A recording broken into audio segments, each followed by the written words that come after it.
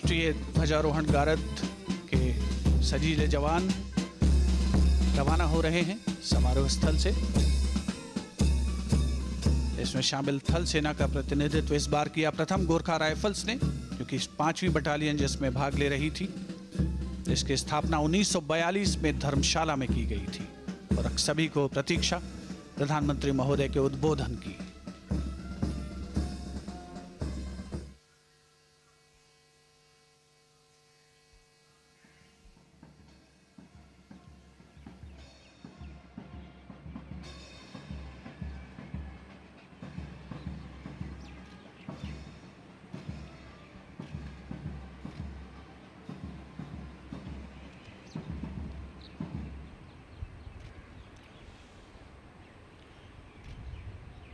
मेरे प्यारे देशवासियों,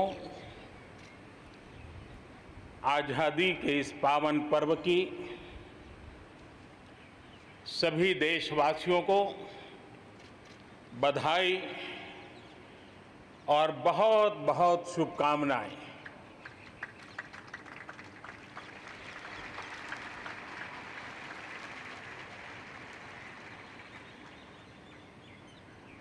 आज जो हम स्वतंत्र भारत में सांस ले रहे हैं, उसके पीछे मां भारती के लाखों बेटे बेटियों, उनका त्याग, उनका बलिदान और मां भारती को आजाद कराने के संकल्प के प्रति उनका समर्पण आज ऐसे सभी हमारे स्वातंत्र सेनानियों का, आज़ादी के वीरों का, नर बांकुरों का, वीर शहीदों का नमन करने का ये पर्व है। हमारे फौज के जाबाज जवान, हमारे अर्धसैनिक बल, हमारे पुलिस के जवान, सुरक्षा बल से जुड़े हुए हर कोई मां भारती के रक्षा में जुटे रहते हैं, सामान्य मानवीय की सुरक्षा में जुटे रहते हैं। आज उन सबको भी हृदयपूर्वक, आदरपूर्वक स्मरण करने का, उनके महान त्याग तपस्या को नमन करने का पर्व है। एक नाम और, श्री अरविंद घोष क्रांति दूत से लेकर आध्यात्म की यात्रा, आज उनके संकल्प, उनका जन्म जयंती है। हमें उनके संकल्पों को, हमारे संकल्पों को पूर्ण करने के उनकी तरफ से आशीर्वाद बने रहे हैं। हम एक विशिष्ट परिस्थिति से गुजर रहे हैं। आज छोटे छोटे बालक मेरे सामने नजर नहीं आ रहे। भारत का उज्जवल भविष्य क्यों? कोरोना ने सबको रोका हुआ है। इस कोरोना के कालखंड में लक्षावधि कोरोना वॉरियर्स, चाहे डॉक्टर हो, नर्सिस हो, सफाई कर्मी हो, एम्बुलेंस चलाने वाले लोग हो, किस किस के नाम गिनाऊंगा। उन लोगों ने इतने लंबे समय तक जिस प्रकार से सेवा परमो धर्मः इस मंत्र को जी करके दिखाया है, पूर्ण समर्पण भाव से मां भारती के लालों की सेवा की है, ऐसे सभी कोरोना वॉरियर्स को भी मैं आज नमन करता हूं। इस कोरोना के कालखंड में अनेक हमारे भाई बहन इस कोरोना के संकट में प्रभावित हुए हैं। कई परिवार प्रभावित हुए हैं। कईयों ने अपनी जान भी गंवाई है। मैं ऐसे सभी परिवारों के प्रति अपनी संवेदनशीलता प्रकट करता हूं और इस कोरोना के खिलाफ मुझे विश्वास है 130 करोड़ देशवासियों की अदम्य इच्छा शक्ति, संकल्प शक्ति हमें उसमें भी विजय दिलाएगी और हम विजयी होके रहेंगे। मुझे विश्वास है कि पिछले दिनों भी हम एक प्रकार से अनेक संकटों से गुजर रहे। बाढ़ का प्रकोप, खास करके नॉर्थ ईस्ट, पूर्वी भारत, दक्षिण भारत, पश्चिमी भारत के कुछ इलाके, कहीं लैंडस्लाइड, अनेक दिक्कतों का सामना लोगों को करना पड़ा है। अनेक लोगों ने अपनी जान गंवाई है। मैं उन परिवारों के प्रति भी मेरी संवेदना व्यक्त करता हूं और राज्य सरकारों के साथ कंधे से कंधा मिलाकर के ऐसी संकट की घड़ी में हमेशा देश एक बनकर के, चाहे केंद्र सरकार हो, राज्य सरकार हो, हम मिलकर के तत्काल जितनी भी मदद पहुंचाने का प्रयास कर सकते हैं, सफलतापूर्वक कर रहे हैं। मेरे प्यारे देशवासियों, आजादी का पर्व हमारे लिए, ये स्वतंत्रता का पर्व आजादी के वीरों को याद कर करके नए संकल्पों की ऊर्जा का एक अवसर होता है। एक प्रकार से हमारे लिए ये नई प्रेरणा लेकर के आता है, नया उमंग, नया उत्साह लेकर के आता है। और इस बार तो हमारे लिए संकल्प करना बहुत आवश्यक भी है और बहुत शुभ अवसर भी है, क्योंकि अगला जब हम आजादी का पर्व मनाएंगे तब हम 75 वर्ष में प्रवेश करेंगे। ये अपने आप में एक बहुत बड़ा अवसर है और इसलिए आज आने वाले 2 साल के लिए बहुत बड़े संकल्प लेकर के हमें चलना है। 130 करोड़ देशवासियों को चलना है। आजादी के 75 वर्ष में जब प्रवेश करेंगे और आजादी के 75 वर्ष जब पूर्ण होंगे, हम हमारे संकल्पों की पूर्ति का एक महापर्व के रूप में उसको भी मनाएंगे। मेरे प्यारे देशवासियों, हमारे पूर्वजों ने अखंड एक निष्ठ तपस्या करके त्याग और बलिदान की उच्च भावनाओं को प्रस्तावित करते हुए हमें जिस प्रकार से आजादी दिलाई है, उन्होंने न्यौछावर कर दिया है। लेकिन हम ये बात न भूलें कि गुलामी के इतने लंबे कालखंड में कोई भी पल ऐसा नहीं था, कोई भी क्षेत्र ऐसा नहीं था कि जब आजादी की ललक न उठी हो, आजादी की इच्छा को लेकर के किसी ने प्रयास न किया हो, जंग न किया हो, त्याग न किया हो और एक प्रकार से जवानी जेलों में खपा दी, जीवन के सारे सपनों को फांसी के फंदों को चूम करके आहूत कर दिया। ऐसे वीरों को नमन करते हुए और फिर एक तरफ सशस्त्र क्रांति का दौर, दूसरी तरफ जन आंदोलन का दौर, पूज्य बापू के नेतृत्व में राष्ट्र जागरण के साथ जन आंदोलन की एक धारा ने आजादी के आंदोलन को एक नई ऊर्जा दी और हम आजादी के पर्व को आज मना पा रहे हैं। इस आजादी के जंग में भारत की आत्मा को कुचलने के भी निरंतर प्रयास हुए हैं, अनगिनत प्रयास हुए हैं। भारत को अपनी संस्कृति, परंपरा, रीत रिवाज, इन सब से उखाड़ फेंकने के लिए क्या कुछ नहीं हुआ। वो कालखंड था, सैकड़ों सालों का कालखंड था।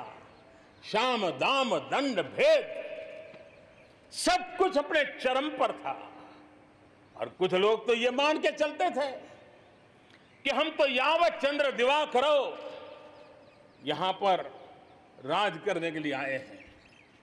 लेकिन आजादी की ललक ने उनके सारे मंसूबों को जमीन दोस्त कर दिया।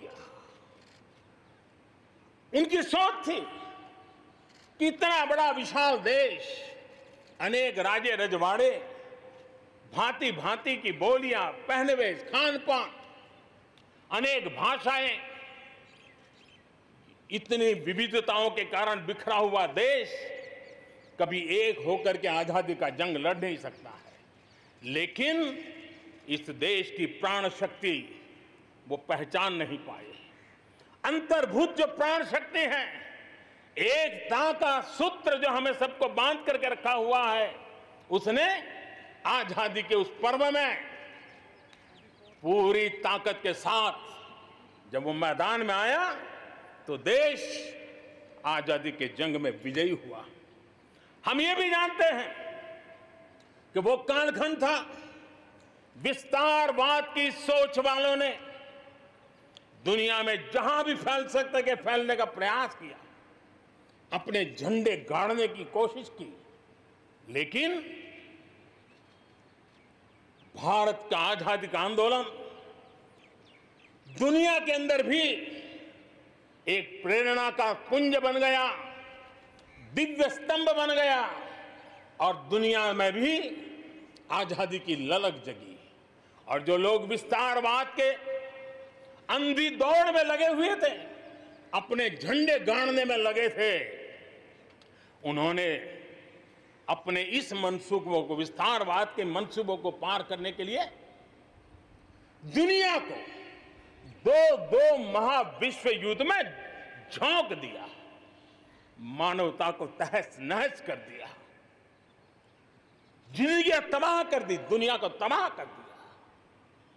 लेकिन ऐसे कालखंड में भी, युद्ध की विभीषिका के बीच भी भारत ने अपनी आजादी की ललक को नहीं छोड़ा, न कमी आने दी, न नमी आने दी।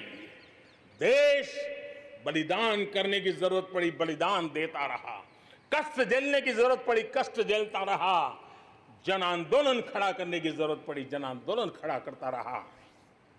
और भारत की ये लड़ाई ने दुनिया में आजादी के लिए एक माहौल बना दिया। और भारत की एक शक्ति ने दुनिया में जो बदलाव लाया, विस्तारवाद के लिए चुनौती बन गया भारत। इतिहास इस बात को कभी नकार नहीं सकता है। इतिहास इस बात को मेरे प्यारे देशवासियों, आजादी की लड़ाई में पूरे विश्व में भारत ने अपनी एकजुटता की ताकत, अपनी सामूहिकता की ताकत, अपने उज्जवल भविष्य के प्रति अपना संकल्प, समर्पण और प्रेरणा, उस ऊर्जा को लेकर के देश आगे बढ़ता चला गया। मेरे प्यारे देशवासियों, कोरोना वैश्विक महामारी के बीच 130 करोड़ भारतीयों ने संकल्प लिया, संकल्प आत्मनिर्भर बनने का। और आत्मनिर्भर भारत आज हर हिंदुस्तान के मन मस्तिष्क को में छाया हुआ है। आत्मनिर्भर भारत, ये सपना संकल्प में परिवर्तित देख रहे हैं। आत्मनिर्भर भारत ये एक प्रकार से शब्द नहीं, ये आज 130 करोड़ देशवासियों के लिए मंत्र बन गया है।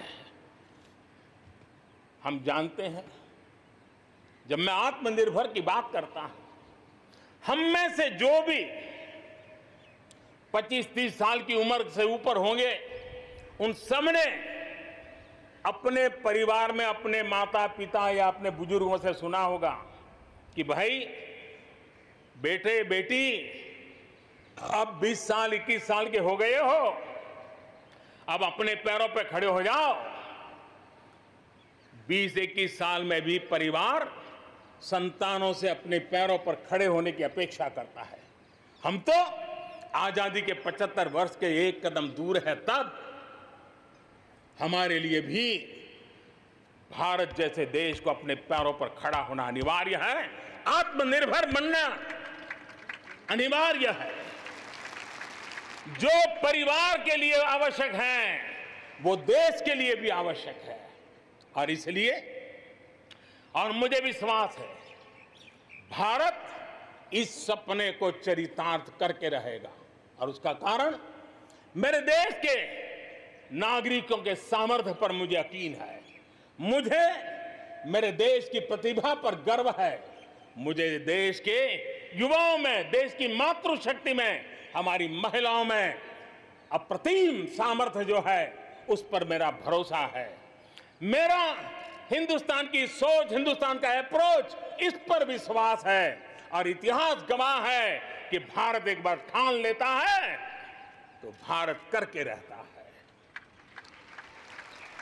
और इसी के कारण जब हम आत्मनिर्भर की बात करते हैं तो दुनिया को भी उत्सुकता भी है, भारत से अपेक्षा भी है। और इसलिए हमें उस अपेक्षा को पूर्ण करने के लिए अपने आप को योग्य बनाना बहुत आवश्यक है। हमें अपने आप को तैयार करना बहुत आवश्यक है। भारत के चिंतन में भारत जैसे विशाल देश, भारत युवा शक्ति से भरा हुआ देश, आत्मनिर्भर भारत की पहली शर्त होती है आत्मविश्वास से भरा हुआ भारत। उसकी यही नींव होती है और यही विकास को नई गति, नई ऊर्जा देने का सामर्थ्य रहती है। भारत विश्व एक परिवार के संस्कारों से पला बड़ा हुआ है। अगर वेद कहते थे वसुधैव कुटुंबकम, तो विनोबा जी कहते थे जय जगत। और इसलिए हमारे लिए विश्व एक परिवार है। और इसलिए आर्थिक विकास भी हो, लेकिन साथ साथ मानव और मानवता का भी केंद्र स्थान होना चाहिए, इसका महत्व होना चाहिए। उसी को लेकर के हम चलते हैं। आज दुनिया इंटरकनेक्टेड है, आज दुनिया इंटरडिपेंडेंट है। और इसलिए समय की मांग है कि विश्व अर्थव्यवस्था में भारत जैसे विशाल देश का योगदान बढ़ना चाहिए। विश्व कल्याण के लिए भी ये भारत का कर्तव्य है। और भारत को अपना योगदान बढ़ाना है तो भारत को स्वयं को सशक्त होना होगा, भारत को आत्मनिर्भर होना होगा। हमें जग कल्याण के लिए भी अपने आप को सामर्थ्यवान बनाना ही पड़ेगा। और जब हमारी जड़ें मजबूत होगी, हमारा अपना सामर्थ्य होगा, तो हम दुनिया का भी कल्याण करने की दिशा में कदम उठा सकते हैं। हमारे देश में अथाक प्राकृतिक संपदा है, क्या कुछ नहीं है। आज समय की मांग है कि हमारे इन प्राकृतिक संसाधनों में हम वैल्यू एडिशन करें, हम हमारे मानव संपदा में मूल्य वृद्धि करें, नई ऊंचाइयों पर ले जाएं। और हम देश में कब तक कच्चा माल विदेश भेजते रहेंगे, रॉ मटेरियल कब तक दुनिया में भेजते रहेंगे। और देखिए तो रॉ मटेरियल दुनिया में भेजना और फिनिश गुड को दुनिया से वापस लाना, ये खेल कब तक चलेगा। और इसलिए हमें आत्मनिर्भर बनना होगा। हमारी हर शक्ति पर वैश्विक आवश्यकताओं के अनुसार मूल्य वृद्धि करना है, ये हमारा दायित्व है। ये वैल्यू एडिशन करने की दिशा में हम आगे बढ़ना चाहते हैं। हम विश्व में योगदान करने के लिए हम आगे बढ़ना चाहते हैं। विश्व में हम कुछ न कुछ, उसी प्रकार से कृषि क्षेत्र, एक समय था जब हम बाहर से गेहूं मंगवा करके अपना पेट भरते थे, लेकिन हमारे देश के किसानों ने वो कमाल करके दिखा दिया। आत्मनिर्भर भारत आज कृषि क्षेत्र में बना है। आज भारत के किसान, भारत के नागरिकों का ही पेट भरते इतना नहीं है, आज भारत वो स्थिति में है कि दुनिया में जिसकी जरूरत है उसको भी हम अन्न दे सकते हैं। अगर ये हमारी शक्ति है, आत्मनिर्भर की ये ताकत है, तो हमारे कृषि क्षेत्र में भी मूल्य वृद्धि आवश्यक है। वैश्विक आवश्यकताओं के अनुसार हमारे कृषि जगत में बदलाव की आवश्यकता है। विश्व की अपेक्षाओं को पूरा करने के लिए हमने हमारे कृषि जगत को भी आगे बढ़ाने की जरूरत है।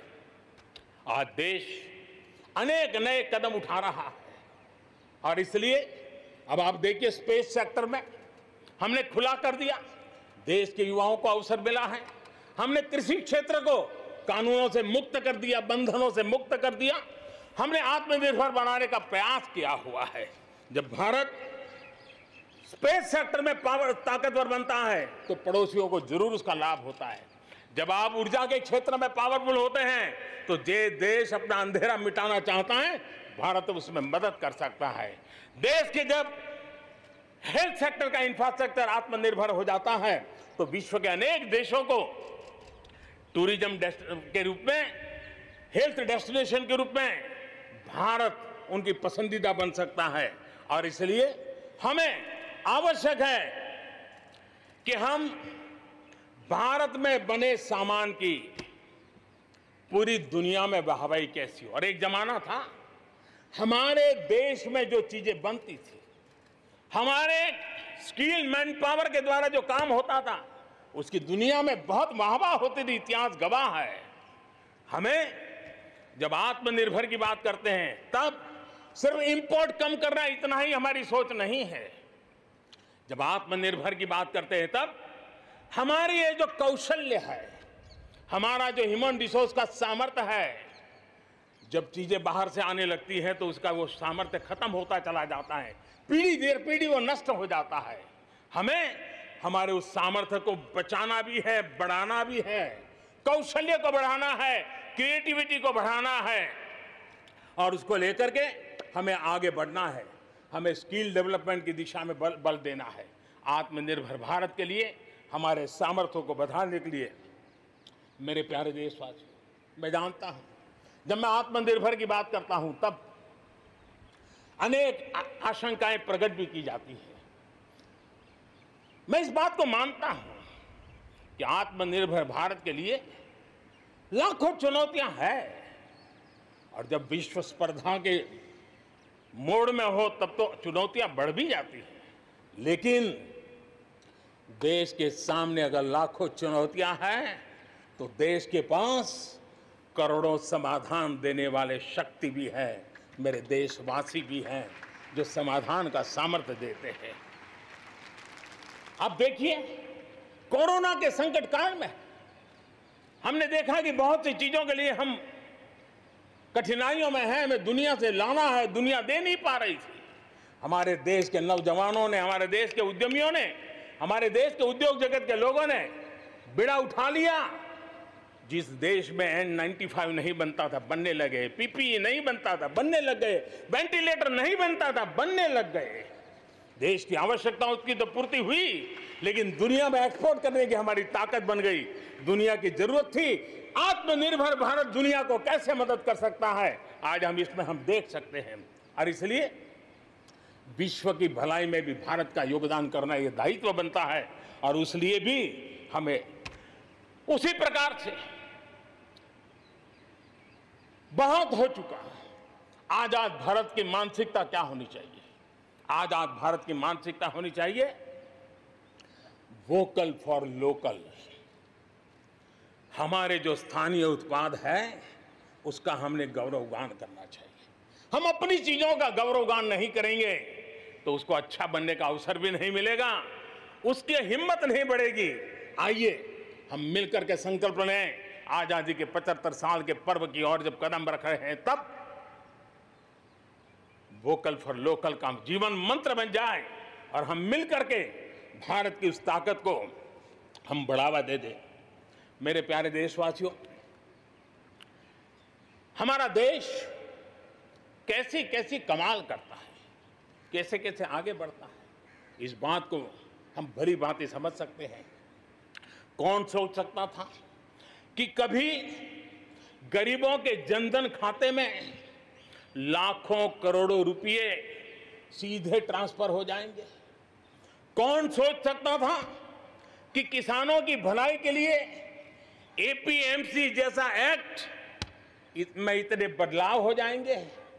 कौन सोचता था हमारे व्यापारी आलम पे जो लटकती तलवार थी एसेंशियल कमोडिटी एक्ट इतने सालों के बाद वो भी बदल जाएगा। कौन सोचता था कि हमारा स्पेस सेक्टर हमारे देश के युवाओं के लिए खुला कर दिया जाएगा।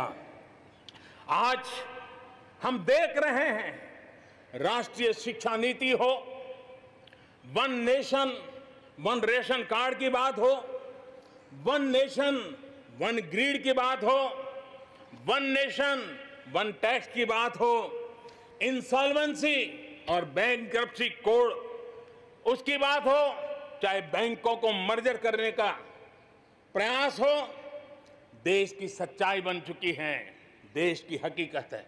भारत में परिवर्तन के इस कालखंड में रिफॉर्म्स के परिणामों को दुनिया देख रही है।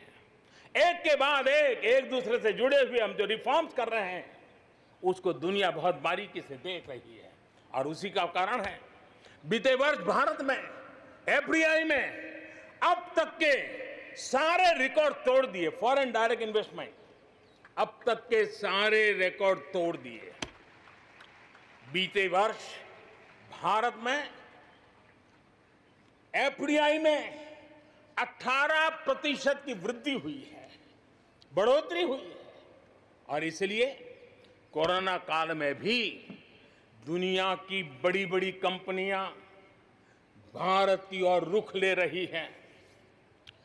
ये विश्वास ऐसे ही पैदा नहीं हुआ है, ऐसे ही दुनिया मोहित नहीं हुई है। इसके लिए भारत ने अपनी नीतियों पर, भारत ने अपने लोकतंत्र पर, भारत ने अपनी अर्थव्यवस्था की बुनियाद की मजबूती पर जो काम किए हैं उसने ये विश्वास जगाया है।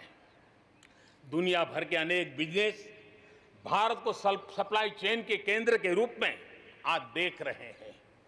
अब हमें मेक इन इंडिया के साथ साथ मेक फॉर वर्ल्ड ये मंत्र को लेकर के भी हमें आगे बढ़ना है।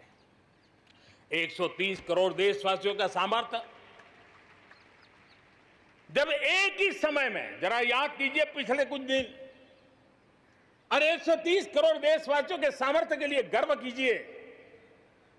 कोरोना के इस महाकालखंड में एक तरफ चक्रवात, पूरब में भी चक्रवात, पश्चिम में भी चक्रवात, बिजली गिरने से अनेक लोगों की मौत की खबरें, कहीं पर बार बार भूस्खलन की घटनाएं, छोटे मोटे भूकंप के झटके इतना कम था तो हमारे किसानों के लिए टिड्डी दल की आपत्तियां आई। न जाने एक साथ एक के बाद एक मुसीबतों का अंबार लग गया। लेकिन उसके बावजूद भी देश जरा भी अपना विश्वास नहीं खोया। देश आत्मविश्वास के साथ आगे बढ़ता जाया गया। देशवासियों के जीवन को, देश की अर्थव्यवस्था को कोरोना के प्रभाव से जल्दी बाहर निकालना आज हमारी प्राथमिकता है। इसमें अहम भूमिका रहेगी नेशनल इंफ्रास्ट्रक्चर पाइपलाइन प्रोजेक्ट की। इस पर 110 लाख करोड़ उससे भी ज्यादा खर्च किए जाएंगे। इसके लिए अलग अलग सेक्टर्स में लगभग 7,000 प्रोजेक्ट्स की पहचान कर ली गई है। इससे देश के ओवरऑल इंफ्रास्ट्रक्चर डेवलपमेंट को एक नई दिशा भी मिलेगी, एक नई गति भी मिलेगी। और इससे हमेशा ये कहा जाता है, ऐसे संकट की घड़ी में जितना ज्यादा इंफ्रास्ट्रक्चर को बल दिया जाए ताकि आर्थिक गतिविधि बढ़ती है, लोगों को रोजगार मिलता है, काम मिलता है, उसके जुड़े हुए कई काम एक साथ चल जाते हैं। छोटे बड़े उद्योग, किसान, हर मध्यम वर्ग को इसका बहुत लाभ होता है।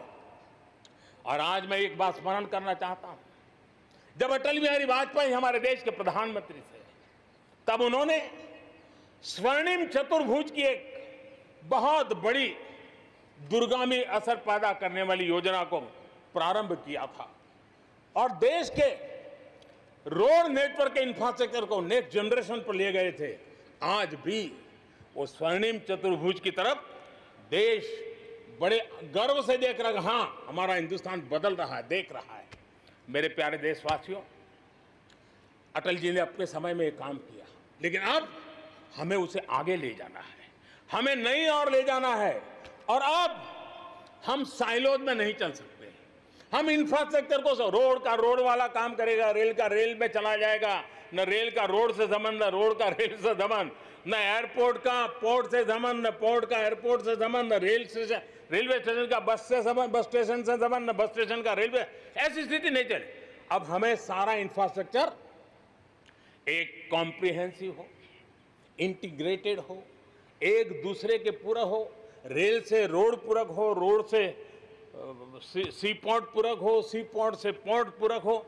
ये हमें एक नए सदी के लिए हमें मल्टी मॉडल कनेक्टिविटी इंफ्रास्ट्रक्चर, इसको जोड़ने के लिए हम अब आगे बढ़ रहे हैं और ये एक नया आयाम होगा। बहुत बड़ा सपना लेकर के इस पर काम शुरू किया है और मुझे विश्वास है ये साइलोस को खत्म करके हमारे इस सारी व्यवस्था को एक नई ताकत देंगे। इसके साथ साथ हमारे समुद्री तट, विश्व व्यापार में समुद्री तटों का अपना बहुत महत्व होता है। जब हम पोर्ट लेड डेवलपमेंट को लेकर के चले हैं, तब हम आने वाले दिनों में समुद्री तट के पूरे हिस्से में 4 लेन रोड बनाने की दिशा में एक आधुनिक इंफ्रास्ट्रक्चर के लिए हम काम करेंगे। मेरे प्यारे देशवासियों, हमारे यहाँ शास्त्रों में एक बहुत बड़ी बात और बड़ी महत्वपूर्ण बात कही गई है। हमारे यहाँ शास्त्रों में कहा गया है, सामर्थ्य मूलम स्वातंत्रम, सामर्थ्य मूलम स्वातंत्रम, श्रम मूलम च वैभवम, श्रम मूलम च वैभवम। यानी किसी समाज की, किसी भी राष्ट्र की आजादी का स्रोत उसका सामर्थ्य होता है और उसके वैभव, उन्नति, प्रगति का स्रोत उसकी श्रम शक्ति है।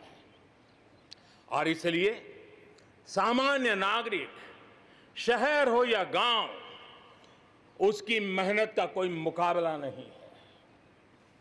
मेहनत का समाज को जब सुविधाएं मिलती है, जीवन का संघर्ष, रोजमर्रा की मुसीबतें कम होती है, तो उसकी ऊर्जा, उसकी शक्ति बहुत खिल उठती है, बड़े कमाल करके देती है।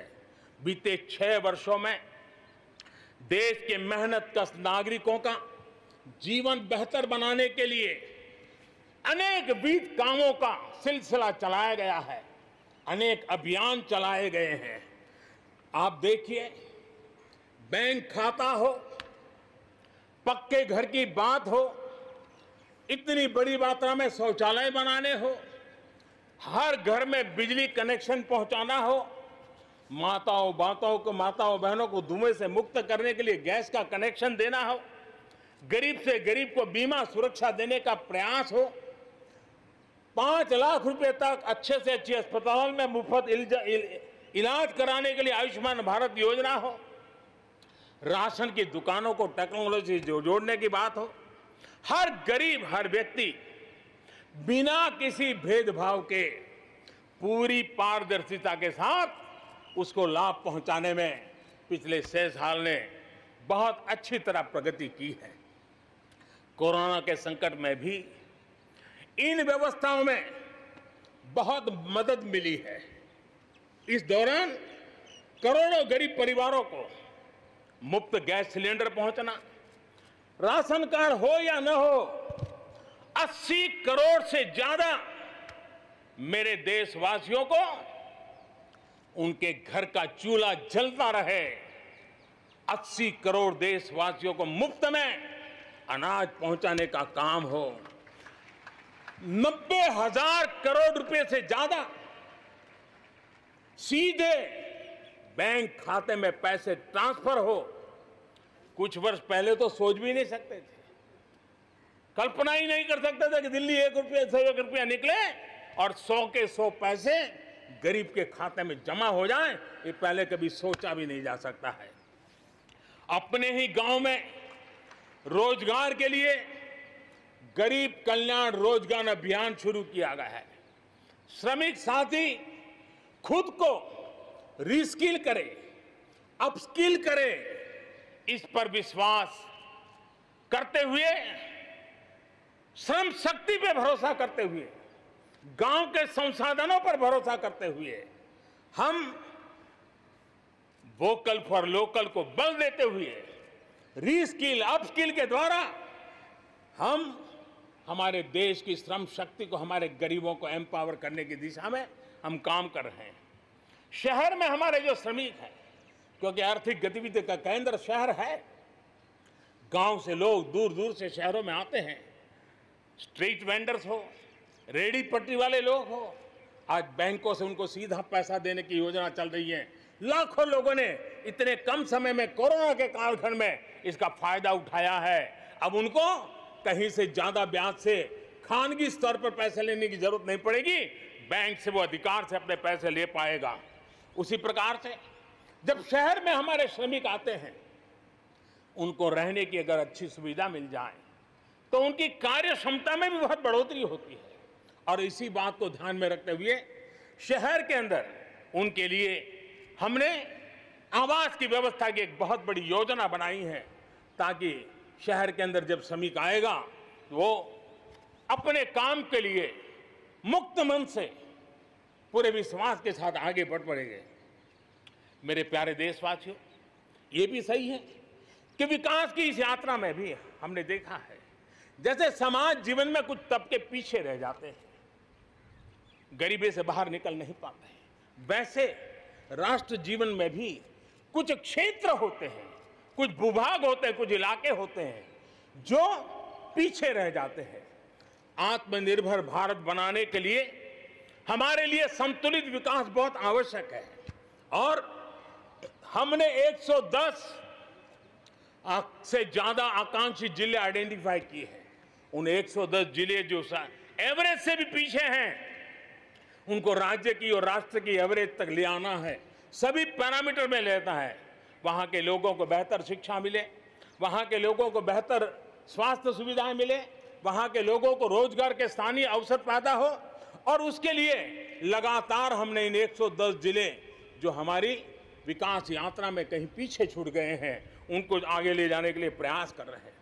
मेरे प्यारे देशवासियों, आत्मनिर्भर भारत की अहम प्राथमिकता आत्मनिर्भर कृषि और आत्मनिर्भर किसान, और इसको हम कभी भी नजरअंदाज नहीं कर सकते हैं। किसान को पिछले दिनों हमने देखा है, एक के बाद एक रिफॉर्म आजादी के इतने सालों के बाद किए गए हैं। किसान को तमाम बंधनों से मुक्त करना हो, वो काम हमने कर दिया है। आप सोच नहीं सकते होंगे, हमारे देश में आप अगर साबुन बनाते हैं, हिंदुस्तान के कोने में जाके साबुन बेच सकते हैं। आप अगर कपड़ा बनाते हैं, हिंदुस्तान के किसी कोने में जाके कपड़ा बेच सकते हैं। आप चीनी बनाएं, आप चीनी बेच सकते हैं। लेकिन मेरा किसान, बहुत लोगों को पता नहीं होगा, मेरे देश का किसान जो उत्पादन करता था, न वो अपनी मर्जी से बेच सकता था, न अपनी मर्जी से जहां बेचना चाहता था वहां बेच सकता था। उसके लिए जो दायरा तय किया था वहीं बेचना पड़ता था। उस सारे बंधनों को हमने खत्म कर दिया है। अब हिंदुस्तान का किसान उस आजादी की सांस को ले पाएगा, ताकि वो हिंदुस्तान के किसी में भी, दुनिया के किसी भी कोने में अपना माल बेचना चाहता है, वो अपने टर्म्स पर बेच पाएगा। इस बात को हमने किसान की आय को बढ़ाने के लिए अनेक वैकल्पिक चीजों को भी बल दिया है। उसके किसानी में इनपुट कॉस्ट कैसे कम हो, सोलार पंप, उसको डीजल पंप से मुक्ति कैसे दिला दे, अन्नदाता ऊर्जादाता कैसे बने, मधुमक्खी पालन हो, फिशरीज हो, पोल्ट्री हो, ऐसे अनेक चीजें उसके साथ जुड़ जाएं, ताकि उसकी आय दोगुना हो जाए। उस दिशा में हम लगातार काम कर रहे हैं। आज समय की मांग है, हमारा कृषि क्षेत्र आधुनिक बने, मूल्य वृद्धि हो, वैल्यू एडिशन हो, फूड प्रोसेसिंग हो, पैकेजिंग की व्यवस्था हो, उसको संभालने की व्यवस्था हो, और इसलिए अच्छे इंफ्रास्ट्रक्चर की जरूरत है। आपने देखा होगा इस कोरोना कालखंड में ही पिछले दिनों 1 लाख करोड़ रुपया एग्रीकल्चर इंफ्रास्ट्रक्चर के लिए भारत की सरकार ने आवंटित किए हैं और इंफ्रास्ट्रक्चर जो किसानों की भलाई के लिए होगा और इसके कारण किसान अपना मूल्य भी प्राप्त कर सकेगा, दुनिया के बाजार में बेच भी पाएगा, विश्व बाजार में उसकी पहुंच बढ़ेगी। आज हमने ग्रामीण उद्योगों को मजबूत करने की जरूरत है। ग्रामीण क्षेत्रों में विशिष्ट प्रकार से आर्थिक क्लस्टर बनाने जाएंगे। कृषि और गैर कृषि उद्योगों को गांव के अंदर एक जाल बनाई जाएगी और उसके कारण उसके साथ साथ किसानों के लिए जो नई एफपीओ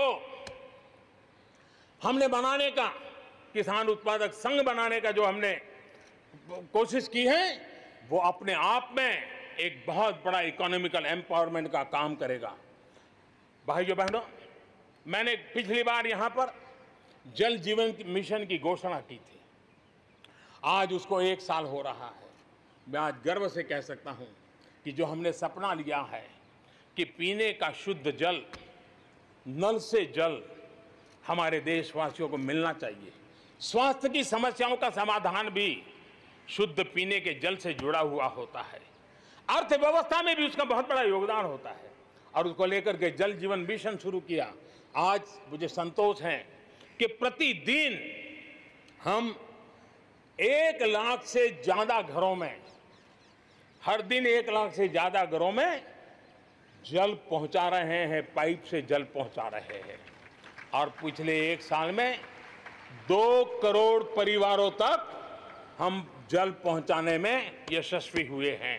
और विशेष करके जंगलों में दूर दूर रहने वाले हमारे आदिवासियों के घरों तक ये पहुंचाने का काम, बड़ा अभियान चला है। और मुझे खुशी है कि आज जल जीवन मिशन ने देश में एक तंदुरुस्त स्पर्धा का माहौल बनाया है। जिले जिले के बीच में तंदुरुस्त स्पर्धा हो रही है, नगर नगर के बीच में तंदुरुस्त स्पर्धा हो रही है, राज्य राज्य के बीच में तंदुरुस्त स्पर्धा हो रही है। हर किसी को लग रहा है कि प्रधानमंत्री का जल जीवन मिशन का जो सपना है उसको हम जल्दी से जल्दी अपने क्षेत्र में पूरा करेंगे। कोऑपरेटिव कॉम्पिटिटिव फेडरलिज्म को एक नई ताकत इस जल जीवन मिशन के साथ जुड़ गई है और उसके साथ भी हम आगे बढ़ रहे हैं। मेरे प्यारे देशवासियों, चाहे हमारा कृषि का क्षेत्र हो, चाहे हमारे लघु उद्योगों का क्षेत्र हो, चाहे हमारे नौकरी पेशा करने वाले समाज के लोग हो, ये करीब करीब सभी लोग एक प्रकार से भारत का मध्यम वर्गीय बहुत बड़ा संपुट है। और मध्यम वर्ग से निकले हुए प्रोफेशनल्स आज दुनिया में अपना डंका जमा रहे हैं। मध्यम वर्ग से निकले हुए हमारे डॉक्टर, इंजीनियर, वकील, साइंटिस्ट, सब कोई दुनिया के अंदर अपना नाम डंडा जमा रहे हैं। और इसलिए ये बात तय है कि मध्यम वर्ग को जितने अवसर मिलते हैं वो अनेक गुना ताकत के साथ उभर करके आते हैं। और इसलिए मध्यम वर्ग को सरकारी दखलंदाजी से मुक्ति चाहिए। मध्यम वर्ग को अनेक विध नए अवसर चाहिए, उसको खुला मैदान होना चाहिए। और हमारी सरकार लगातार मध्यम वर्ग के इन सपनों को पूरा करने के लिए काम कर रही है। मध्यम वर्ग मिरेकल करने की ताकत रखता है। ईज ऑफ लिविंग, इसका सबसे बड़ा लाभ किसी को होना है तो मेरे मध्यम वर्गीय परिवारों को होना है। सस्ते इंटरनेट की बात हो, चाहे सस्ते स्मार्टफोन की बात हो, या उड़ान के तहत हवाई जहाज की टिकटें बहुत मिनिमम हो जाने की बात हो, या हमारे हाईवेज हो, इंफॉर्मेशन वेज हो, ये सारी चीजें मध्यम वर्ग की ताकत को बढ़ाने वाली है। आज आपने देखा होगा मध्यम वर्ग में जो गरीबी से बाहर निकला है उसका पहला सपना होता है अपना घर होना चाहिए। वो एक बराबरी की जिंदगी जाना चाहता है। देश में बहुत बड़ा काम हमने ईएमआई के क्षेत्र में किया और उसके कारण होम लोन सस्ते हुए। और जब एक घर के लिए लोन लेता है तो लोन पूरी करते करते करीब 6 लाख रुपया कि उसके छूट मिल जाती है। यह इतना ही नहीं, पिछले दिनों ध्यान में आया कि बहुत गरीब मध्यम वर्ग के परिवारों ने पैसे लगाए हुए हैं, लेकिन योजनाएं पूरी न होने के कारण खुद का घर मिल नहीं रहा है, किराया भरना पड़ रहा है। भारत सरकार ने 25,000 करोड़ रुपया का विशिष्ट फंड बना करके ये जो आधे अधूरे घर हैं उनको पूरा करके मध्यम वर्गीय परिवारों को घर मिल जाए, उसके लिए हमने अब कदम उठाया है। जीएसटी में बहुत तेजी से टैक्सेशन कम हुआ है, इनकम टैक्स कम हुआ है। आज मिनिमम उस प्रकार के व्यवस्थाओं के साथ हम देश को आगे बढ़ाने का प्रयास कर रहे हैं। कोऑपरेटिव बैंकों को आरबीआई से जोड़ना, ये अपने आप में मध्यम वर्गीय परिवारों के पैसों को सुरक्षित रखने की गारंटी इसके साथ जुड़ी हुई है। एमएसएमई सेक्टर में जो रिफॉर्म्स हुए हैं, एग्रीकल्चर सेक्टर में जो रिफॉर्म्स हुए हैं, इसका सीधा सीधा लाभ हमारे मध्यम वर्गीय मेहनतकश परिवारों को जाने वाला है और उसके कारण हजारों करोड़ रुपए के स्पेशल फंड आज जो हमारे व्यापारी बंधुओं को, हमारे में लघु उद्योगकारों को हम दे रहे हैं, उनको इसका लाभ मिलने वाला है।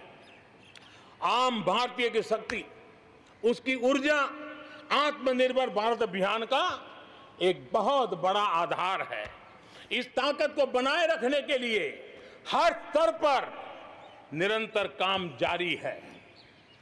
मेरे प्यारे देशवासियों, आत्मनिर्भर भारत के निर्माण में, आधुनिक भारत के निर्माण में, नए भारत के निर्माण में, समृद्ध और खुशहाल भारत के निर्माण में देश की शिक्षा का बहुत बड़ा महत्व है।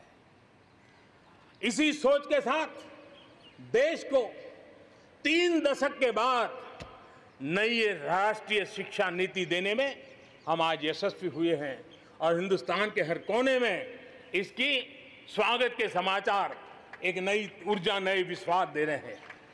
ये शिक्षा, ये राष्ट्रीय शिक्षा नीति हमारे विद्यार्थियों को जड़ से जोड़ेगी, लेकिन साथ साथ उसको एक ग्लोबल सिटीजन बनाने का भी पूरा सामर्थ्य देगी।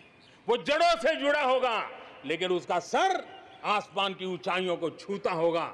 आज आपने देखा होगा राष्ट्रीय शिक्षा नीति में एक विशेष बल दिया गया है नेशनल रिसर्च फाउंडेशन का, क्योंकि देश को प्रगति करने के लिए इनोवेशन बहुत आवश्यक होता है। इनोवेशन को जितना बल मिलेगा, रिसर्च को जितना बल मिलेगा, उतना ही देश को आगे ले जाने में और कॉम्पिटिटिव वर्ल्ड के अंदर आगे बढ़ने में बहुत ताकत मिलेगी। आपने सोचा होगा, क्या कभी इतना तेजी से गांव तक ऑनलाइन क्लासेस का इतना माहौल बन जाएगा? कभी कभी आफत में भी कुछ ऐसी चीजें उभर करके आ जाती हैं, नई ताकत दे देती है। और इसलिए आपने देखा होगा कोरोना काल में ऑनलाइन क्लासेस एक प्रकार से कल्चर बन गया है। आप देखिए ऑनलाइन डिजिटल ट्रांजैक्शन वो भी कैसे बढ़ रहे हैं। भीम यूपीआई गत 1 महीने में, यानी किसी को भी गर्व होगा कि भारत जैसे देश में यूपीआई भीम के द्वारा गत 1 महीने में 3 लाख करोड़ रुपए का ट्रांजैक्शन हुआ है। ये अपने आप में हम किस प्रकार से बदली हुई स्थितियों को स्वीकार करने लगे हैं, ये इसका नमूना है। आप देखते हैं 2014 से पहले हमारे देश में 5 दर्जन पंचायतें, 5 दर्जन पंचायतों में ऑप्टिकल फाइबर था। गत 5 वर्ष में 1.5 लाख ग्राम पंचायतों तक ऑप्टिकल फाइबर नेटवर्क पहुंच चुका है, जो आज इतना मदद कर रहा है। सभी पंचायतों में पहुंचने के लक्ष्य के साथ हमने काम शुरू किया था। जो 1 लाख पंचायतें बाकी हैं, वहां भी तेजी से काम चल रहा है, लेकिन बदली पड़ी हुई परिस्थिति में गांव की भी डिजिटल इंडिया में भागीदारी अनिवार्य बन गई है। गांव के लोगों को भी इस प्रकार की ऑनलाइन सुविधाओं की जरूरत बढ़ गई है। इसको ध्यान में रखते हुए पहले जो हमने कार्यक्रम बनाया था, हर पंचायत तक पहले पहुंचेंगे, लेकिन आज मैं आपसे बताना चाहूंगा कि अब हमने तय किया है कि सभी 6 लाख से ज्यादा जो हमारे गांव है, उन सभी गांवों में ऑप्टिकल फाइबर नेटवर्क पहुंचाया जाएगा। जरूरत बदली है तो हमने प्रायोरिटी भी बदली है। 6 लाख से अधिक गांवों में हजारों लाखों किलोमीटर ऑप्टिकल फाइबर का काम चलाया जाएगा और हमने तय किया है 1000 दिन में, 1000 दिन के अंदर अंदर देश के 6 लाख से अधिक गांवों में ऑप्टिकल फाइबर नेटवर्क काम पूरा कर दिया जाएगा। बदलती हुई टेक्नोलॉजी में साइबर स्पेस, ये हमारी निर्भरता बढ़ती ही जाने वाली है। लेकिन साइबर स्पेस में खतरे भी जुड़े हुए होते हैं, भली भांति दुनिया इससे अब परिचित है, और इनसे देश के सामाजिक ताने बाने, हमारी अर्थव्यवस्था और हमारे देश के विकास पर भी खतरे पैदा करने का ये आसान मार्ग बन सकता है। और इसलिए भारत इसमें बहुत सचेत है, भारत बहुत सतर्क है और इन खतरों का सामना करने के लिए फैसले ले रहा है।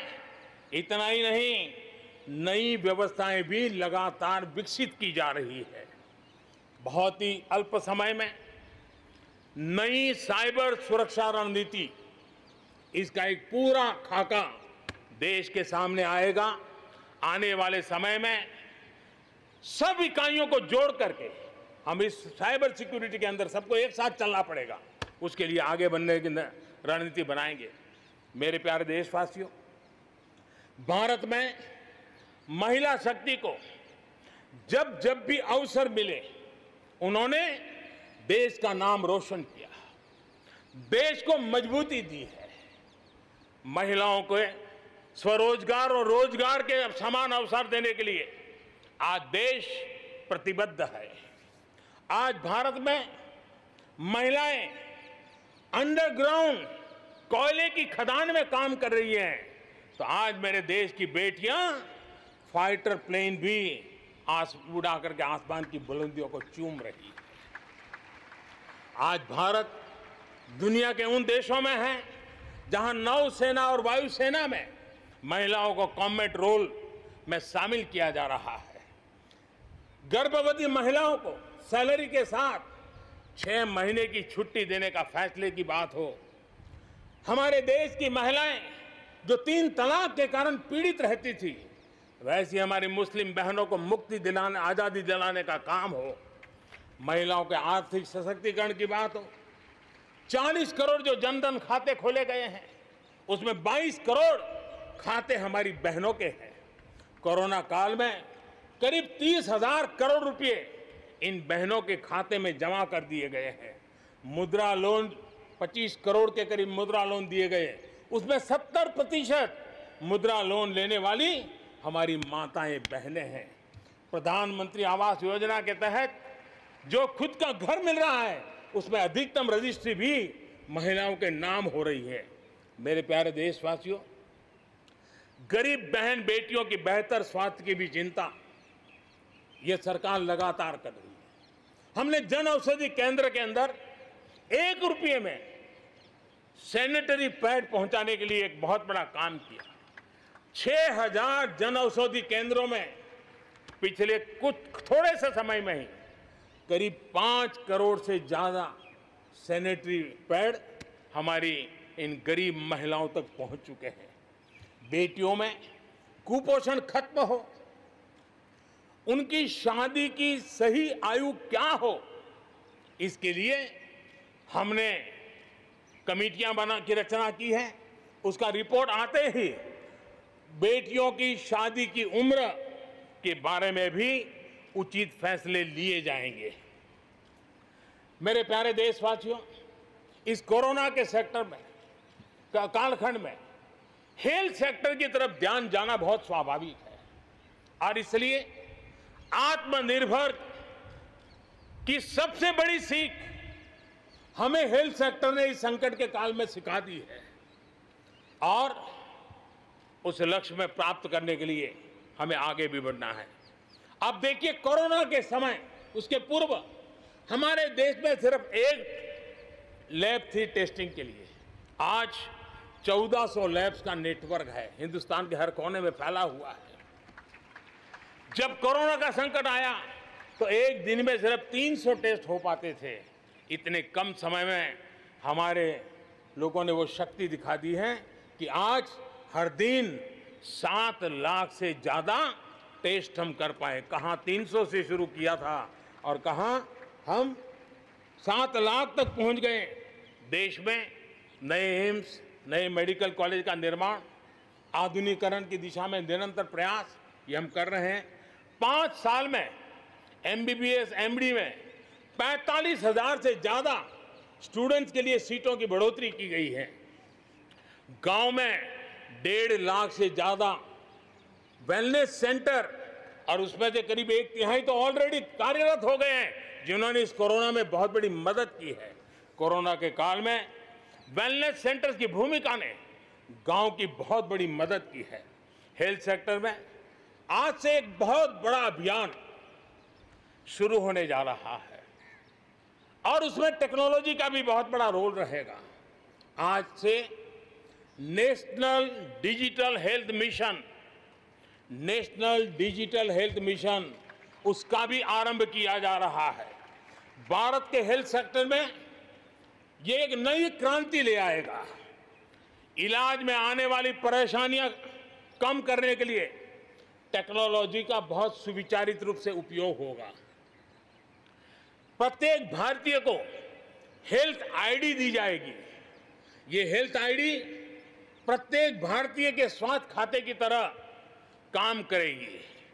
आपके हर टेस्ट, हर बीमारी, आपको किस डॉक्टर के पास कौन सी दवा ली थी, उनका क्या डायग्नोसिस था, कब दी थी, आपकी रिपोर्ट क्या थी, ये सारी जानकारी इस एक हेल्थ आईडी में आपको समाहित की जाएगी। डॉक्टर से अपॉइंटमेंट हो, पैसा जमा करना हो, अस्पताल में पर्ची बनवाने की भागदौड़ हो, तमाम दिक्कतें नेशनल डिजिटल हेल्थ मिशन के माध्यम से अनेक मुसीबतों से मुक्ति मिलेगी और उत्तम स्वास्थ्य के लिए हमारा कोई भी नागरिक सही फैसले कर पाएगा। ये व्यवस्था उससे होने वाली है। मेरे प्यारे देशवासियों, जब भी अब कोरोना की बात आती है तो एक बात स्वाभाविक है, हर किसी के मन में सवाल है, कोरोना की वैक्सीन कब तैयार होगी? ये सवाल हर एक के मन में है, पूरी दुनिया में है।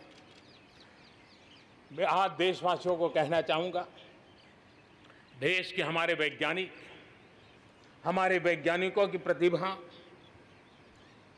एक ऋषि मुनि की तरह लेबोरेटरी में जी जान से जुटे हुए अखंड एक निष्ठ तपस्या कर रहे हैं, बड़ी कड़ी मेहनत कर रहे हैं और भारत में एक नहीं, दो नहीं,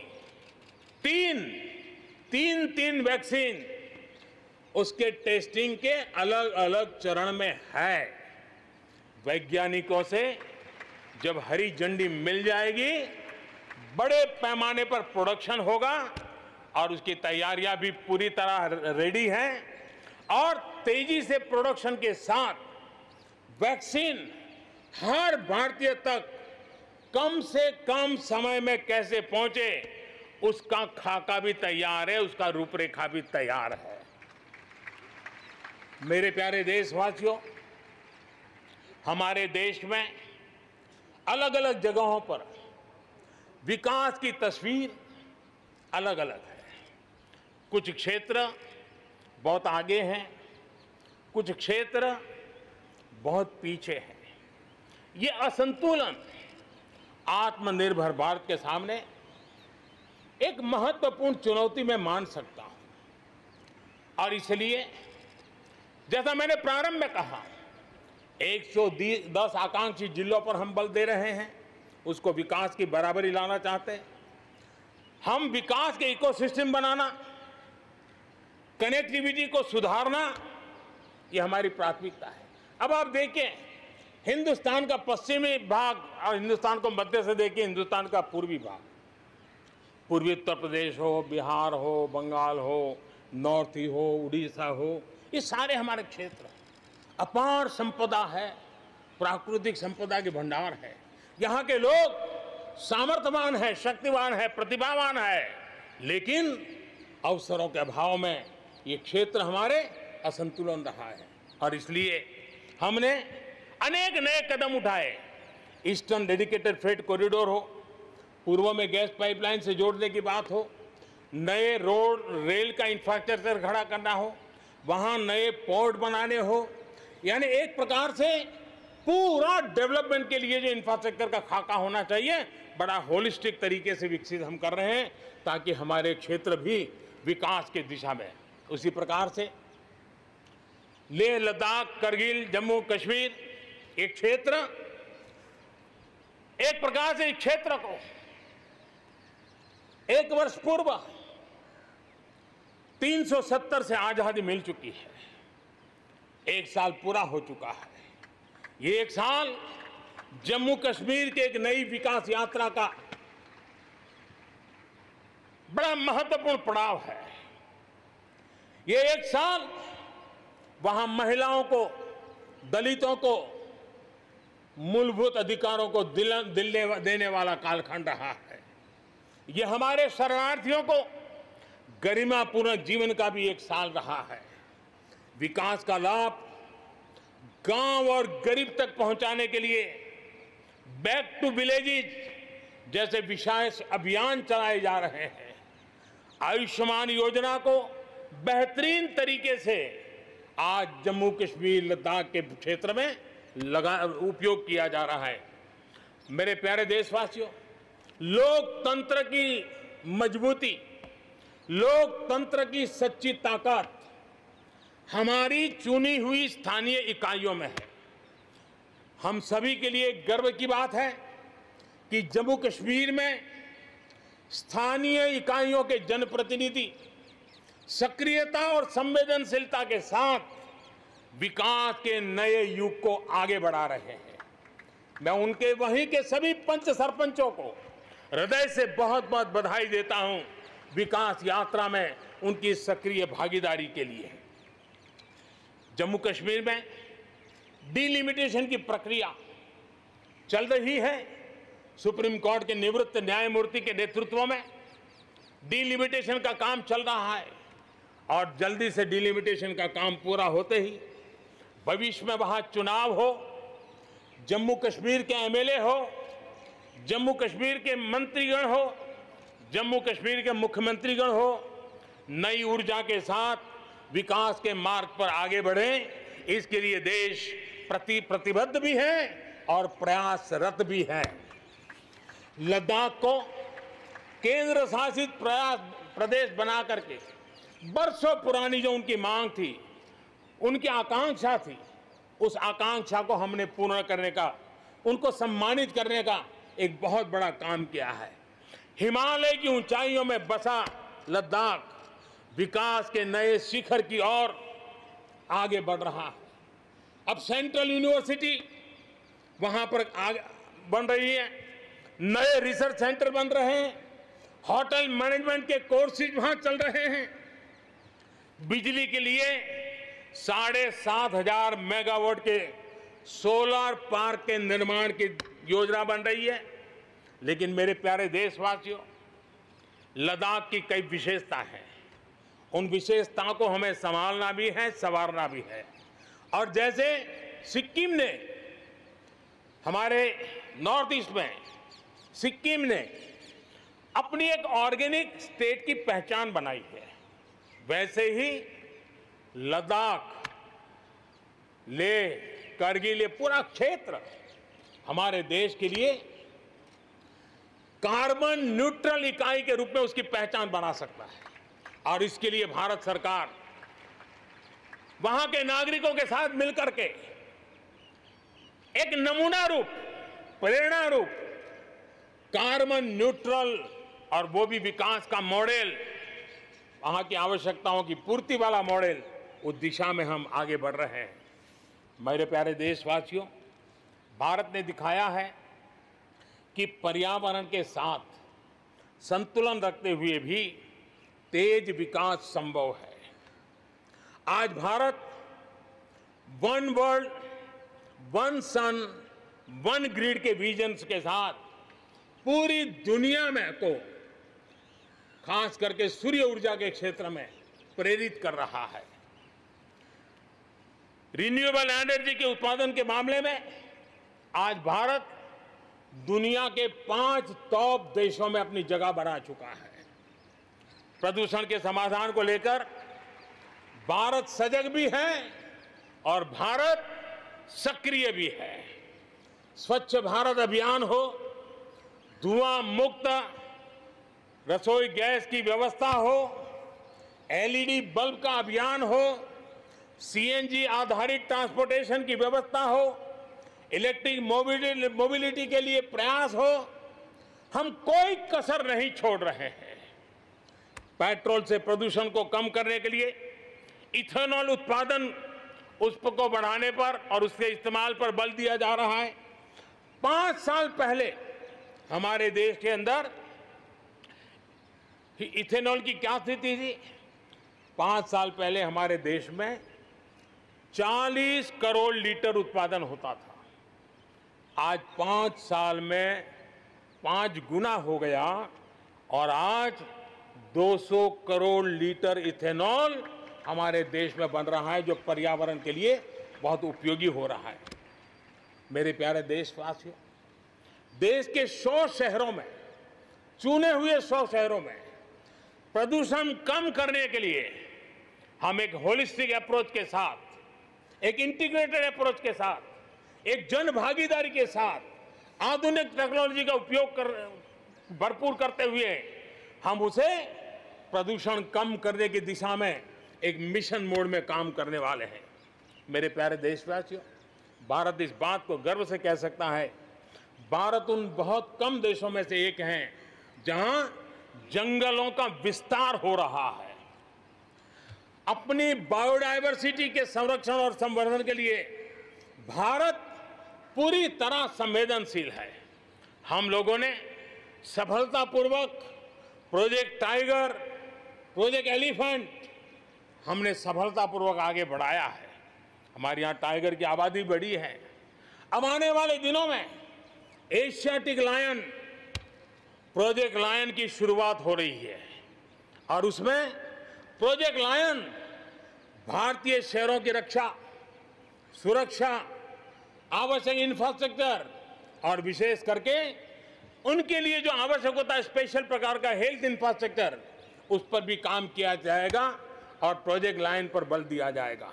साथ ही एक और काम को भी हम बढ़ावा देना चाहते हैं और वो है प्रोजेक्ट डॉल्फिन चलाया जाएगा। नदियों में, समंदर में रहने वाली दोनों तरह की डॉल्फिन्स पर हम फोकस करेंगे। इससे बायोडायवर्सिटी को भी बल मिलेगा और रोजगार के अवसर भी मिलेंगे। ये टूरिज्म के आकर्षण का भी केंद्र होता है, तो इस दिशा में भी हम आगे बढ़ने वाले हैं।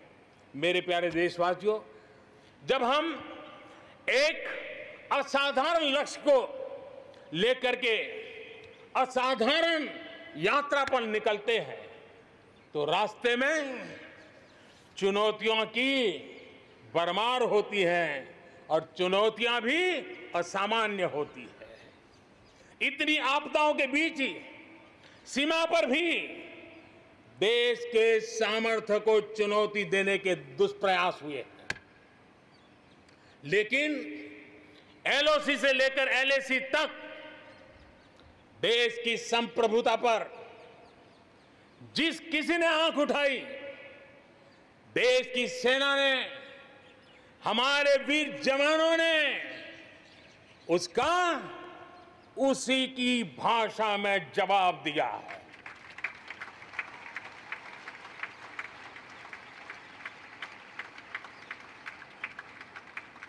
भारत की संप्रभुता की रक्षा के लिए पूरा देश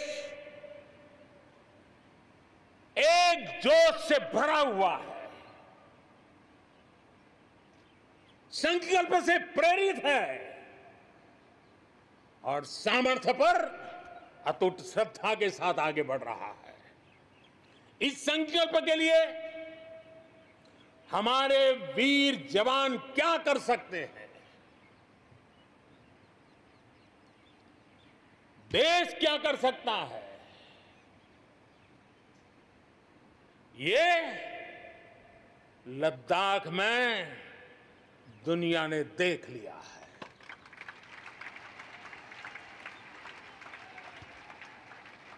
मैं आज मातृभूमि पर न्योछावर उन सभी वीर जवानों को लाल किले की प्राचीर से आदरपूर्वक नमन करता हूं। आतंकवाद हो या विस्तारवाद, भारत आज डटकर मुकाबला कर रहा है। आज दुनिया पर का भारत पर विश्वास और मजबूत हुआ है। पिछले दिनों संयुक्त राष्ट्र सुरक्षा परिषद के अस्थायी सदस्य के रूप में 192 में से 192 में से 184 देशों का भारत को समर्थन मिलना, ये हमारे हर हिंदुस्तानी के लिए गर्व दिलाता है। विश्व में हमने कैसी अपनी पहुंच बनाई है, उसका यह उदाहरण है। और यह तभी संभव होता है जब भारत खुद मजबूत हो, भारत सशक्त हो, भारत सुरक्षित हो। इसी सोच के साथ आज अनेक मोर्चों पर काम किया जा रहा है। मेरे प्यारे देशवासियों, हमारे पड़ोसी देशों के साथ, चाहे वो हमसे जमीन से जुड़े हो या समंदर से, अपने संबंधों का हम सुरक्षा, विकास और विश्वास की साझेदारी के साथ जोड़ रहे हैं। भारत का लगातार प्रयास है कि अपने पड़ोसी देशों के साथ हम अपने सदियों पुराने सांस्कृतिक, आर्थिक और सामाजिक रिश्तों को और गहराई दें। दक्षिण एशिया में दुनिया की 1/4 जनसंख्या रहती है। हम सहयोग और सहभागिता से इतनी बड़ी जनसंख्या के विकास और समृद्धि की अनगिनत संभावनाएं पैदा कर सकते हैं। इस क्षेत्र के देशों के सभी नेताओं की इस विशाल जनसमूह के विकास और प्रगति के लिए बहुत बड़ी जिम्मेदारी है, एक अहम जिम्मेदारी है। उसे निभाने के लिए दक्षिण एशिया के इन सभी क्षेत्र के सभी लोगों को, राजनेताओं को, शासकों को, बुद्धिजीवियों को भी मैं आह्वान करता हूं, इस पूरे क्षेत्र में जितनी शांति होगी, जितना सौहार्द होगा, उतनी ही ये मानवता के काम आएगी, मानवता के हित में होगा। पूरी दुनिया का हित इसमें समाहित है। आज पड़ोसी सिर्फ वो ही नहीं है जिनसे हमारी भौगोलिक सीमाएं मिलती है, बल्कि वे भी हैं जिनसे हमारे दिल मिलते हैं। जहां रिश्तों में समरसता होती है, मेलजोल रहता है। मुझे खुशी है कि बीते कुछ समय में भारत ने एक्सटेंडेड नेबरहुड के सभी देशों के साथ अपने संबंधों को और मजबूत किया है। पश्चिम एशिया के देशों से हमारे राजनीतिक, आर्थिक और मानवीय संबंधों की प्रगति में कई गुना तेजी आई है। विश्वास अनेक गुना बढ़ गया है। इन देशों के साथ हमारे आर्थिक संबंध, खासकर ऊर्जा क्षेत्र में भागीदारी बहुत महत्वपूर्ण है। इनसे कई देशों में, इन सभी देशों में, ज्यादातर देशों में बहुत बड़ी संख्या में हमारे भारतीय भाई बहन काम कर रहे हैं। जिस प्रकार इन देशों ने कोरोना के संकट के समय भारतीयों की मदद की, भारत सरकार के अनुरोध का सम्मान किया, उसके लिए भारत उन सभी देशों का आभारी है और मैं अपना आभार प्रकट करना चाहता हूं। इस प्रकार हमारे पूर्व के आसियान देश, जो हमारे मैरीटाइम पड़ोसी भी हैं, वो भी हमारे लिए बहुत विशेष महत्व रखते हैं। इनके साथ भारत का हजारों वर्ष पुराना धार्मिक और सांस्कृतिक संबंध है। बौद्ध धर्म की परंपराएं हमें उनसे जोड़ती है। आज भारत इन देशों के साथ सिर्फ सुरक्षा क्षेत्र में नहीं, बल्कि समुद्री संपदा के क्षेत्र में भी सहयोग बढ़ा रहा है। मेरे प्यारे देशवासियों, भारत के जितने प्रयास शांति और सौहार्द के लिए है, उतनी ही प्रतिबद्धता अपनी सुरक्षा और अपनी सेनाओं को सशक्त करने के लिए भी है। रक्षा उत्पादन में आत्मनिर्भर भारत के लिए बड़े कदम उठाए गए हैं। हाल ही में 100 से ज्यादा सैन्य उपकरणों के आयात पर हमने रोक लगा दी है। मिसाइलों से लेकर के हल्के युद्धक हेलीकॉप्टरों तक, असॉल्ट राइफल से लेकर ट्रांसपोर्ट एयरक्राफ्ट तक, सभी मेक इन इंडिया हो गए। अपना तेजस भी, अपनी तेजी और अपनी ताकत दिखाने के लिए आधुनिक जरूरतों के हिसाब से तैयार हो रहा है। देश की सुरक्षा में हमारे बॉर्डर और कोस्टल इंफ्रास्ट्रक्चर की बहुत बड़ी भूमिका है। आज हिमालय की चोटियां हो या हिंद महासागर के द्वीप, हर दिशा में कनेक्टिविटी के विस्तार पर जोर दिया जा रहा है। लद्दाख से लेकर के अरुणाचल प्रदेश तक बड़े पैमाने पर हमारे देश की सुरक्षा को ध्यान में रखते हुए नई सड़कें तैयार की गई हैं। देश में, मेरे प्यारे देशवासियों, हमारा इतना बड़ा समुद्र तट है, लेकिन साथ साथ हमारे पास 1300 से ज्यादा आइलैंड्स हैं। कुछ चुनिंदा आइलैंड के महत्व को देखते हुए तेजी से विकसित करने पर हम आगे बढ़ रहे हैं। आपने देखा होगा, पिछले सप्ताह 5 दिन पहले अंडमान निकोबार में submarine optical fibre cable project का लोकार्पण हुआ। अंडमान निकोबार को भी चेन्नई और दिल्ली जैसी इंटरनेट सुविधा अब उपलब्ध होगी। अब हम आगे लक्षद्वीप को भी इसी तरह जोड़ने के लिए काम को आगे बढ़ाने वाले हैं। अगले 1000 दिन में लक्षद्वीप को भी तेज इंटरनेट की सुविधा से जोड़ने का हमने लक्ष्य रखा है।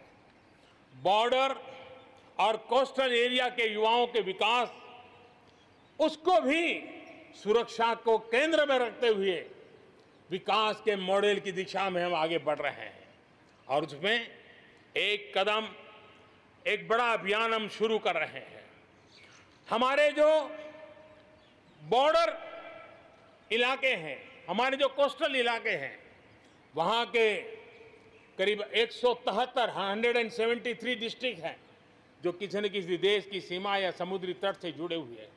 आने वाले दिनों में एनसीसी का विस्तार उन बॉर्डर डिस्ट्रिक्ट के नौजवानों के लिए किया जाएगा। बॉर्डर एरिया के कैडेट्स को हम करीब करीब 1 लाख नए एनसीसी के कैडेट तैयार करेंगे और उसमें 1/3 हमारी बेटियां हो, ये भी प्रयास रहेगा। बॉर्डर एरिया के कैडेट्स को सेना प्रशिक्षित करेगी। कोस्टल एरिया के जो कैडेट्स हैं उनको नेवी के लोग प्रशिक्षित करेंगे और जहां एयरबेस है वहां के कैडेट को एयरफोर्स की तरफ से ट्रेनिंग दी जाएगी। बॉर्डर और कोस्टल एरिया को आपदाओं से निपटने के लिए एक ट्रेन्ड मैन पावर मिलेगा। युवाओं को आर्म फोर्सेस में कैरियर बनाने के लिए जरूरी स्किल भी मिलेगी। मेरे प्यारे देशवासियों, पिछले वर्ष लाल किले से मैंने कहा था, बीते 5 साल आवश्यकताओं की पूर्ति और अगले 5 साल आकांक्षाओं की पूर्ति के हैं। बीते 1 साल में ही देश ने बड़े और महत्वपूर्ण फैसलों के पड़ाव को पार कर लिया है। गांधी 150 पर भारत ने गांवों को खुद को खुले में शौच से मुक्त किया है।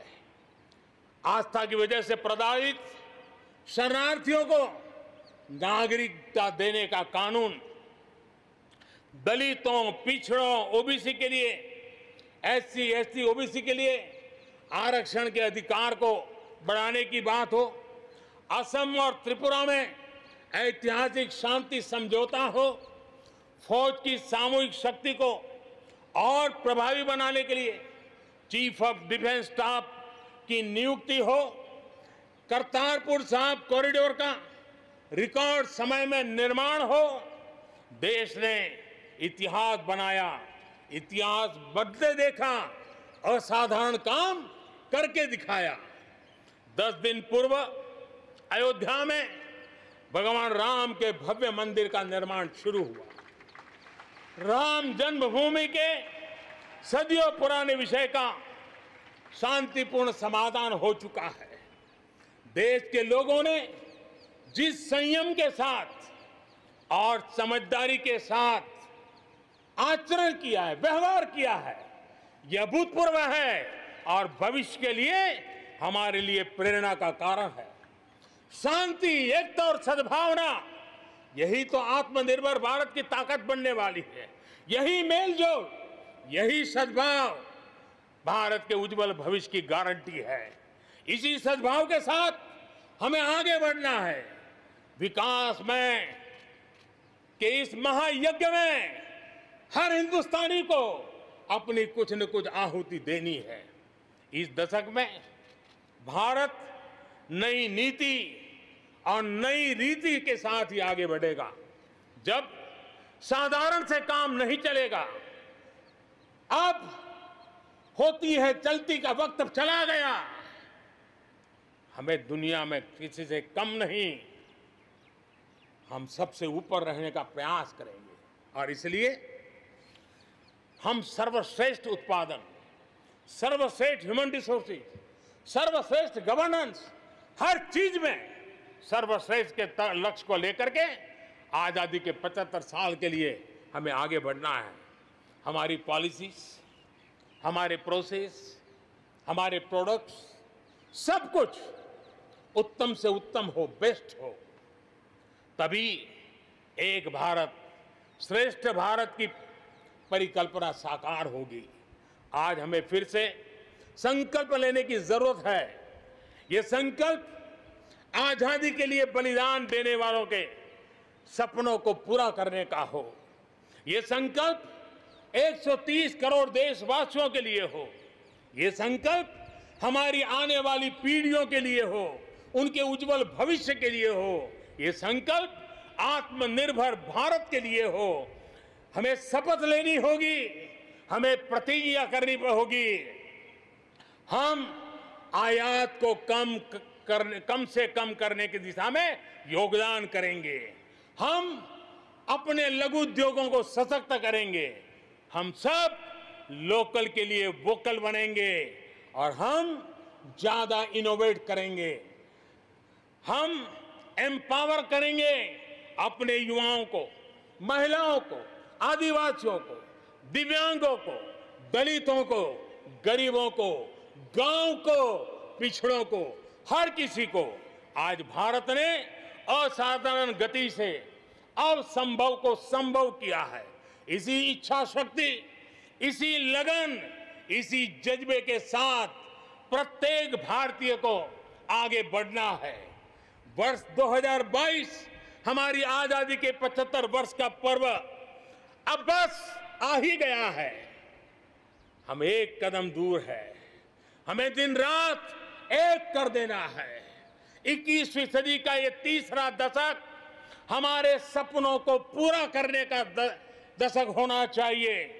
कोरोना बड़ी विपत्ति है, लेकिन इतनी बड़ी नहीं कि आत्मनिर्भर भारत की विजय यात्रा को वो रोक पाए। मैं देख सकता हूं एक नए प्रभात की लालिमा, एक नए आत्मविश्वास का उदय, एक नए आत्मनिर्भर भारत का शंखनाद। एक बार फिर आप सभी को स्वाधीनता दिवस की कोटि कोटि शुभकामनाएं। आइए मेरे साथ दोनों हाथ के ऊपर करके पूरी ताकत से बोलिए, भारत माता की, भारत माता की, भारत माता की, वंदे वंदे वंदे, जय हिंद।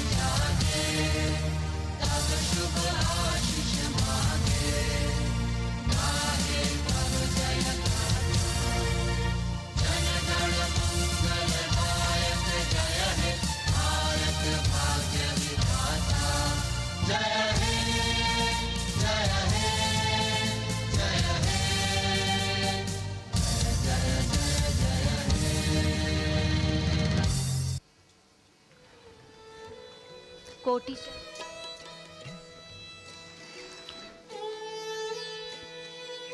माननीय प्रधानमंत्री महोदय ने 74वें स्वाधीनता दिवस के अवसर पर अपने उद्बोधन में देश के सामने जो प्राथमिकताएं हैं उनका उल्लेख